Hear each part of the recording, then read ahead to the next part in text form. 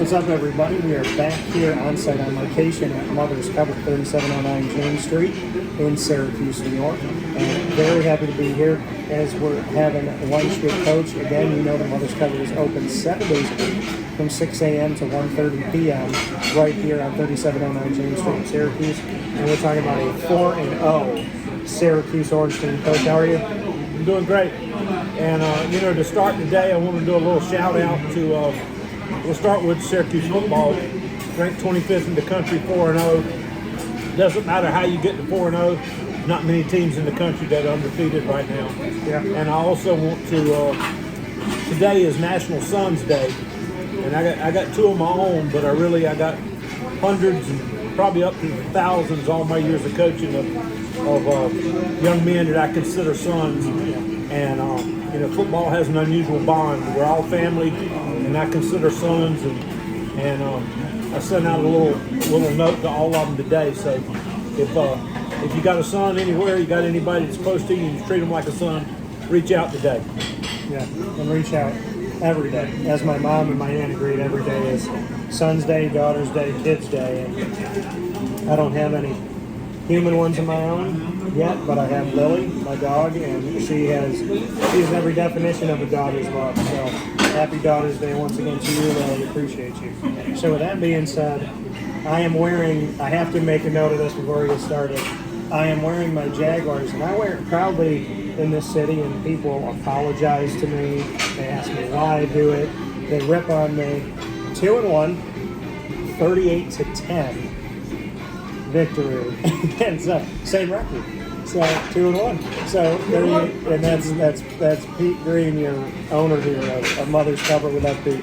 So Jacksonville is 2-1. Trevor Lawrence is playing well, and I don't know if you saw it, Coach, but in my coverage of the last 12 years on site on location, the majority of the time for all the home games, and when they make the playoffs, I got to go down to Jacksonville and have a one-on-one conversation with Andre Cisco, who said that he is very happy for the team, happy for the mob, happy for his guys.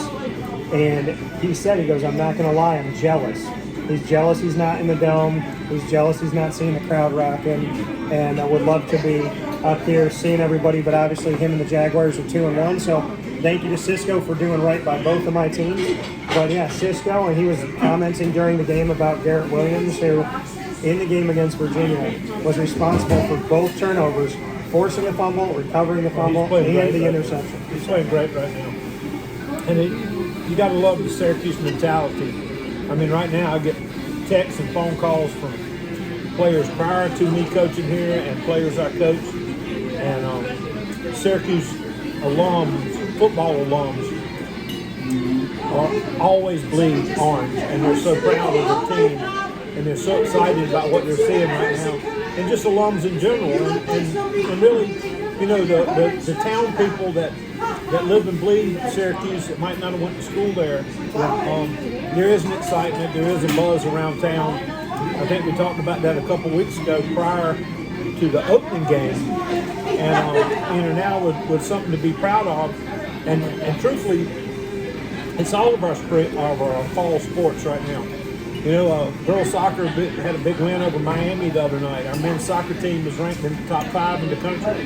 Beat number one Clemson. Beat number one Clemson. Our field hockey team's in the top 10 in the country. Our cross-country team. So right now, it's great to be orange.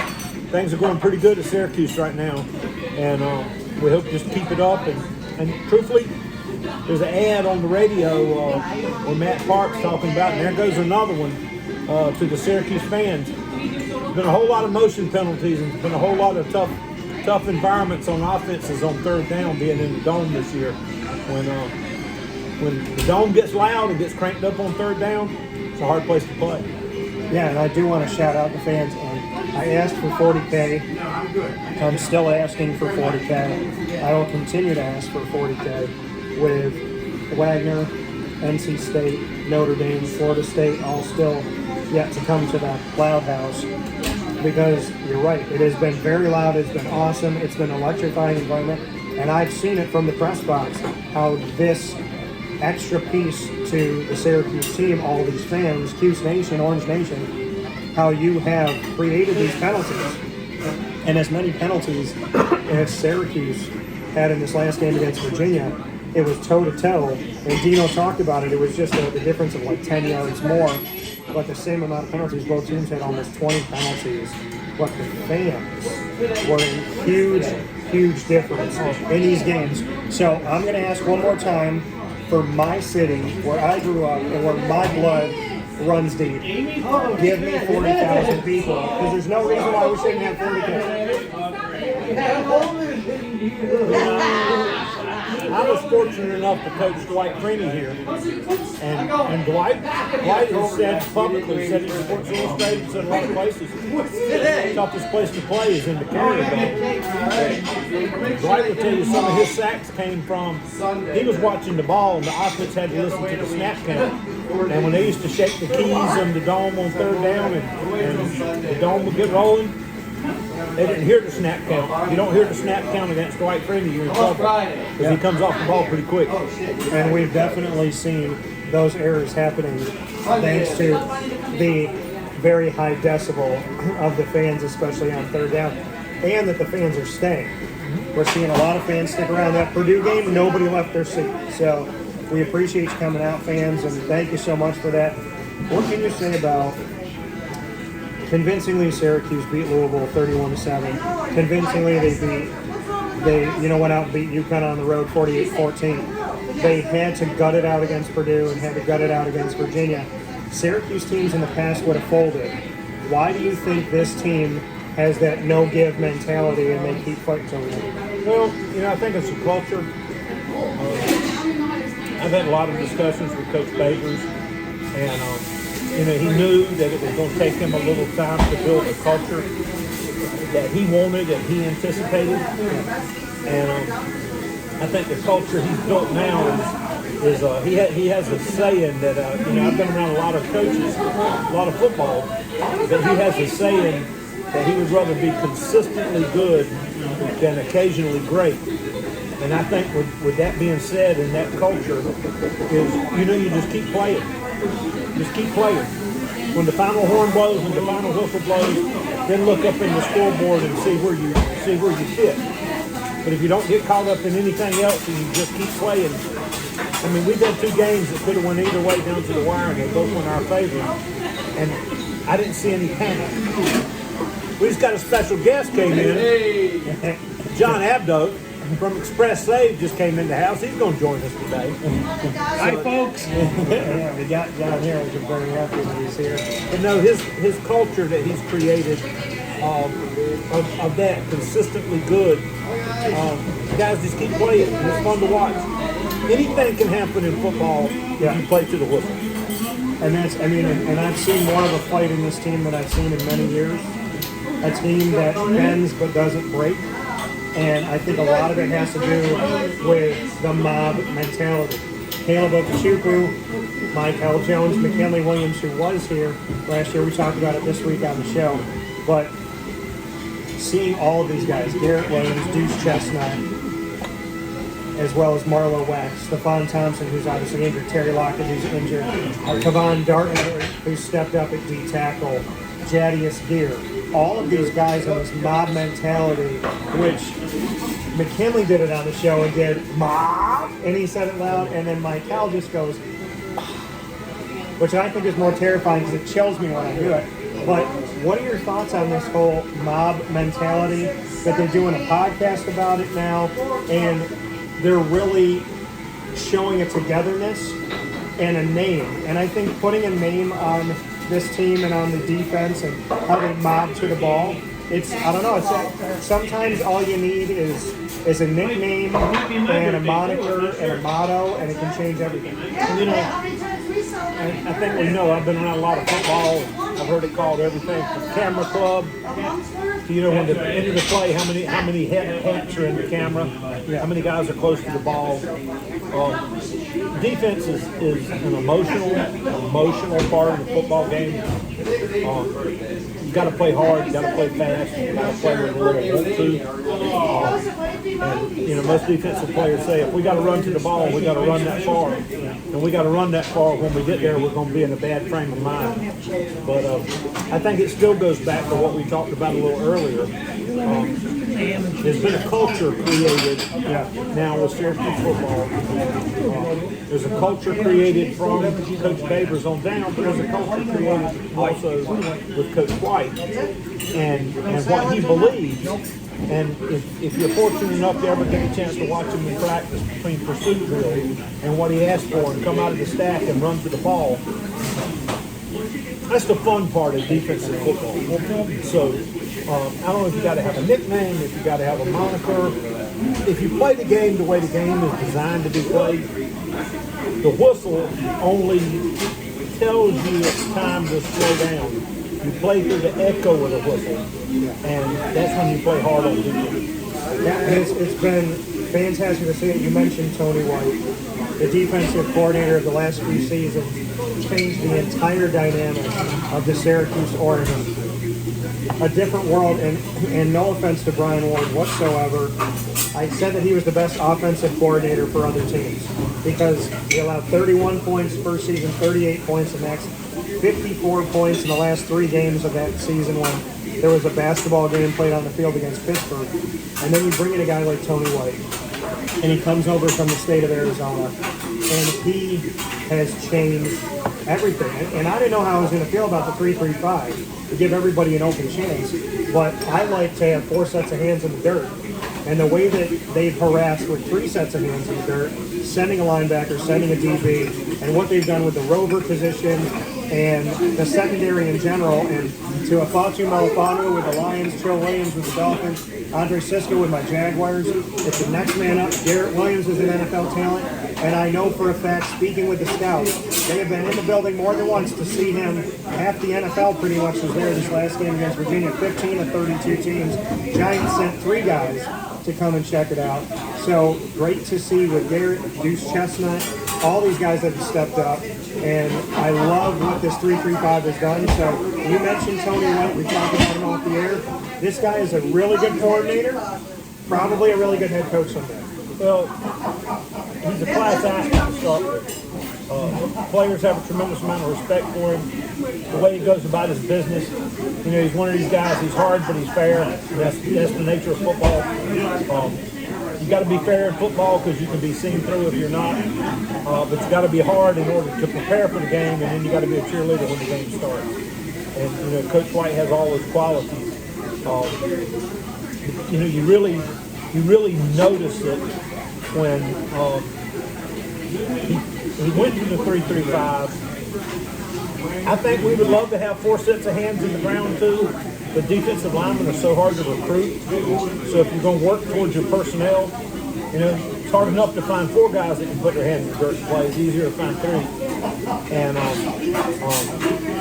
if you don't have the bumps and fight defensive line talent, you need to make it work. And the 3-3-5 has worked across the country with teams that have a little bit of depth issues on the D-line. Yeah, and I mean, to the secondary side of it though, it was Syracuse's biggest glaring sore thumb for over a decade. And they have been able to recruit and consistently bring these guys in, which has been phenomenal because you lose 3 guys to the NFL, your thought is, okay, what do we got? Elijah Clark and Braylon Oliver are both at free safety, first time player out. I mean, neither one of them had a start coming into the season. And then Deuce Chestnut had to play as a true freshman. Garrett Williams comes off an injury. Justin Barron playing the rover. Eric Coley stepped up, made a huge play, and Anwar Sparrow at linebacker. Those 2 guys were the last 2 batted balls down when you got a really good quarterback in Virginia and Brennan Armstrong, and last year's 2nd highest offense in the country was trying to win that game and get in field goal position. You got 2 guys stepping up that are in the 2 deep. So, I mean, I think this linebacker core, when you say it's hard to find D linemen, the linebacker core has been fantastic. Mike Hell coming back this year is huge. Marlo Wax, Derek McDonald, Anwar Sparrow, Leon Lowry stepping up in the absence of Stephon Thompson. And then the back line of the secondary. I can't talk about a Syracuse defense that's been this good in all 3 places in a while. over these last few years. And the secondary easily was the biggest question mark every single year, and now that question mark has turned into an exclamation point. Well, I mean, we got 2 NFL caliber corners in that secondary, which is one of the hardest positions in football to play. And you did mention that, you know, Virginia had an outstanding quarterback, and they had a very highly ranked offense last year. Yeah. But the architect of that very highly ranked offense is on our side now. So I like our chances with the architect of that offense being on our side. You know, I hope we got enough depth to get us through. We've had another injury, another season-ending injury to a D lineman. But, you know, the next man up mentality kind of goes along with the modern mentality. Time to play, show up and play. Yeah. So we haven't made an excuse yet, and I don't think the nature of this team will make an excuse about injuries, about climate, about weather, about anything. And this team, I do want to give my best. All 3 of the guys have been on the show. Good relationships with them all. Much love to Terry Lockett and his family. D-tackle, who was announced out for the season, which I wasn't surprised about, unfortunately. Chris Elmore, love the Elmore family, love you, Rhino, and he's out, going to try for his 7th year potentially at fullback. And Stephon Thompson, Dino might have let out a little bit. Stephon's coming back at linebacker because he had made that mention of, we look forward to having Terry and Stephon back next year. So hopefully, you know, Stephon will see you again in Orange. But I mean, this team hasn't made excuses. They fought back, and I wanted to know who was going to win the battle between Robert and I and Jason Beck being coaches on Virginia's staff versus Brendan Armstrong, Keaton Thompson, and all the weapons that they had. I leaned more on the side of the coaches because the coaches watch the film and know your weaknesses. And Virginia, they don't know the tweaks that maybe Beck and I have made with Syracuse. So I lean more on the coaches, and the end score lean more on the coaches, thankfully for Syracuse, 22-20. Your thoughts on Coach and I so far? Well, you know, I got to see him in spring practice. Then I saw him some in August camp. And he's what I'm used to over all my years of coaching. You know, he's a walking boss on offense. So he doesn't coach a position, so he sees it all. Yeah. He doesn't get tied up in watching 5 guys on the offensive line or 4 receivers or just a couple backs or just the quarterback. He sees the entire picture during practice and then coaches his coaches. And, you know, some of the best coaches I've been around are that way too. When, you know, Coach Schaefer was here as a defensive coordinator. He was a walking boss. And we were very, very good on defense. So that has a lot to do with it. But just his personality, you watch him, it looks like he's playing chess when other people are playing checkers. And his calming influence, and he just follows his play sheets and he goes about his business. I think that's had a visible impact on Garrett. He's not rattled. He's playing the game. Looks like the game is slowed down for him too, and he's processing better. And it all comes from coaching. And last year, I don't know how you can function like this, and Syracuse didn't. Without a special teams coordinator, usually the best thing on Syracuse the past few years was the worst thing last year. Bob Legashevsky comes in and Coach Lig, we have seen 2 blocked extra points. You don't see 2 blocked extra points sometimes an entire season in the NFL of every team combined. 2 blocked extra points.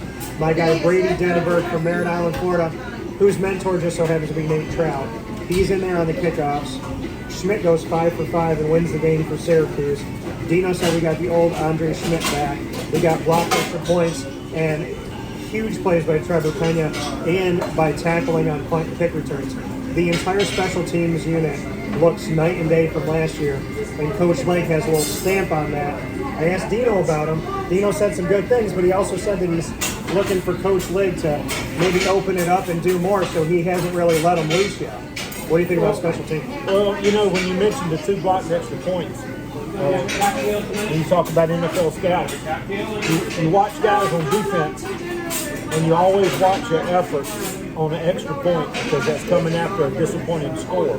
Yeah. So if guys hang their head after a score, they don't go hard on the extra point. Kind of leads back to what we discussed before, a little bit of that mob mentality, that culture that was built. You come after an extra point, you're still playing the game hard.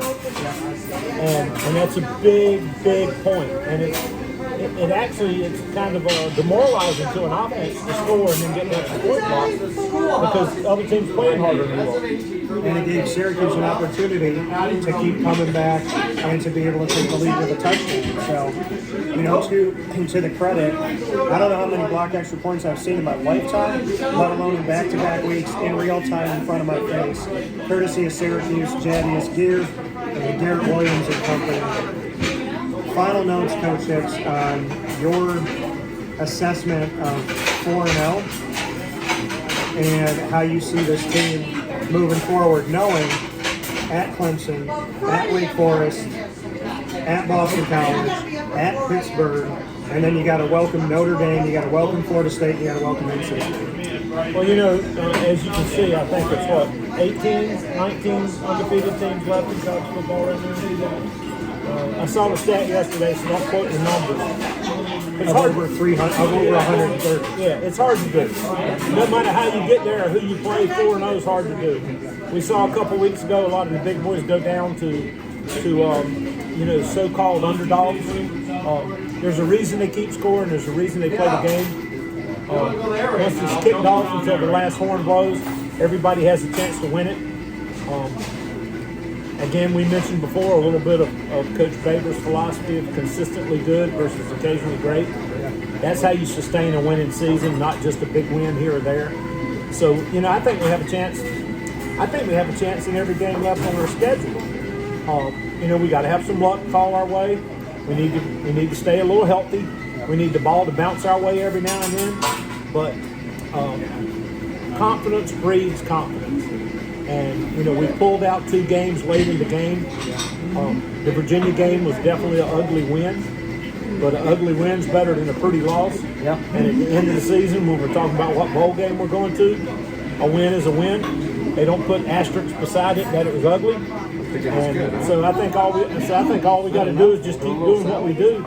Play hard, respect the game. Appreciate the opportunity that we get to play this game that we all love, and I think good things will happen for this team.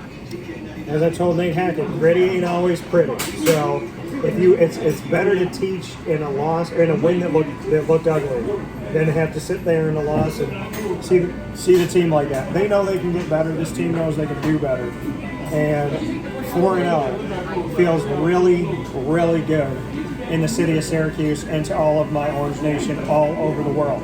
So, wear your orange, be prepared every week, and get your tail to the dome. You have no excuse. We'll see you there. Coach Hicks, always happy to see you at Mother's Coverage. Be loud, be proud, wear orange. We'll see you all soon, 3709 James Street, the place for Coach and I to have these conversations. We'll talk with you soon. Thanks to Mother's Coverage, Pete Green and the team, and we hope you all stay safe and stay well. You enjoyed your sandwich, obviously, and I'm about to kill the end of this omelet. The only place that I get my omelet, ham, cheese, and broccoli. Simple, but nobody does it better. We'll talk with you soon. And shout out to John Abdel. Always off camera, but always happy to have him here. We'll talk with you soon.